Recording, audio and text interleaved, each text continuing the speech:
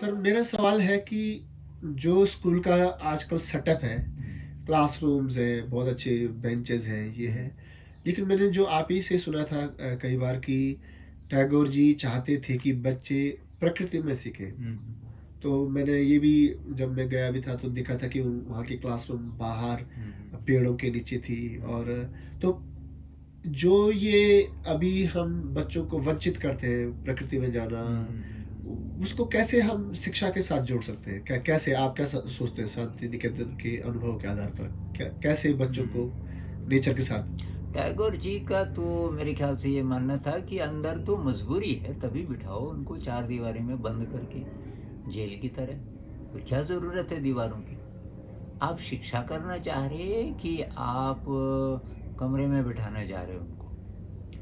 तो उनका ये था, उन्होंने ओपन क्लासरूम्स बनाए थे, अभी भी हैं वो ओपन क्लासरूम्स। उसमें टीचर के लिए ब्लैक बोर्ड भी है, वो बना हुआ किसी पेड़ के नीचे, ऊपर पेड़ है तो ऊपर बच्चे आकाश को देखेंगे, प्रकृति को देखेंगे। तो ये तो एक बात हुई। दूसरी बात, वहाँ टीचर्स भी उसी प्रकार के थे शुरुआत में जो टीचर्स आए। मैं एक उदाहरण देता हूँ। एक टीचर को कोई पोएम पढ़ानी थी, बंगला में पोएम कोई रही होगी, जिसमें वर्षा का वर्णन है और जिसमें बादल गरज रहे हैं, बिजली चमक रही है और बहुत ज़्यादा मतलब ऊर्जा से भरा हुआ और थोड़ा डरावना और ऐसा माहौल है। तो बच्चों को भी वो कविता अच्छी लगती थी, थोड़ा बहुत उन्होंने पढ़ी। पर ये जो टीचर थे, इन्होंने पढ़ाई नहीं। तो वो आगे निकल गए कि इसको किसी और टाइम पढ़ेंगे।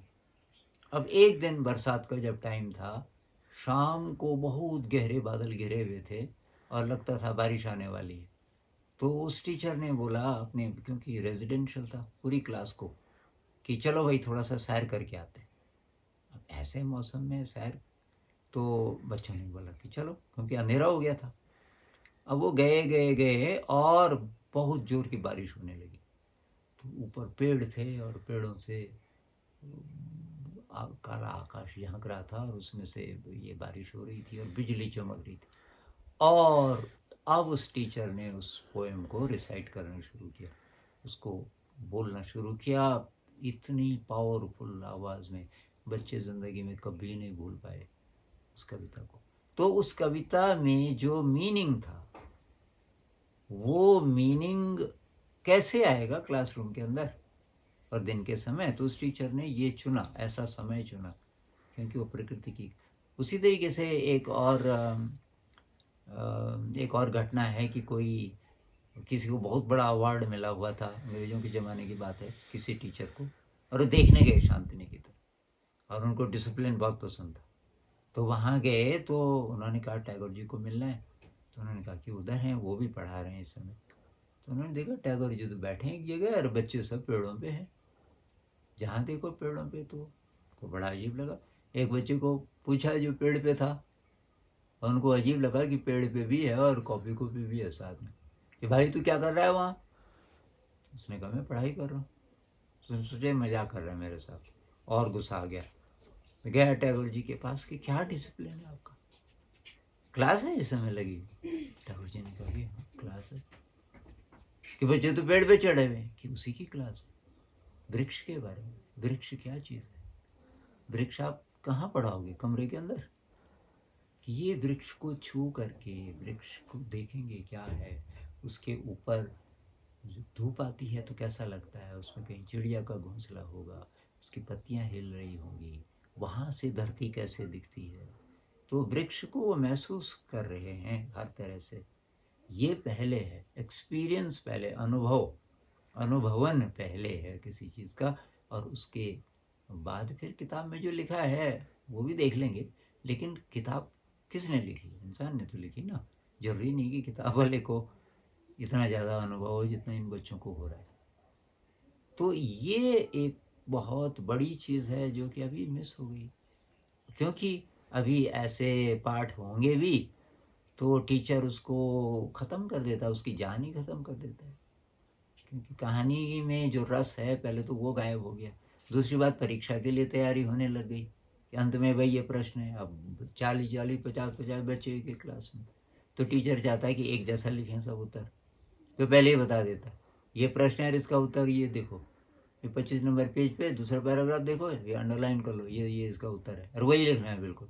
और उसमें से इधर उधर वो चला गया। दिल्ली के एक पेरेंट मुझे मिले, कहने लगे कि मेरा टीचर से बहुत ज़्यादा झगड़ा हुआ क्योंकि मेरे बेटे ने कुछ अलग लिखा था जो कि ज़्यादा सही था उत्तर। फिर टीचर ने कि अपनी मजबूरी बताई कि बात यही कि उसने डिफरेंट लिख दिया।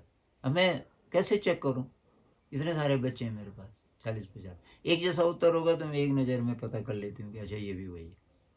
यहाँ आ गई शिक्षा व्यवस्था। और ये महंगा स्कूल की, बहुत महंगे स्कूलों की मैं बात कर रहा हूँ, साधारण नहीं। तो अब सब जगह ये आपाधापी है।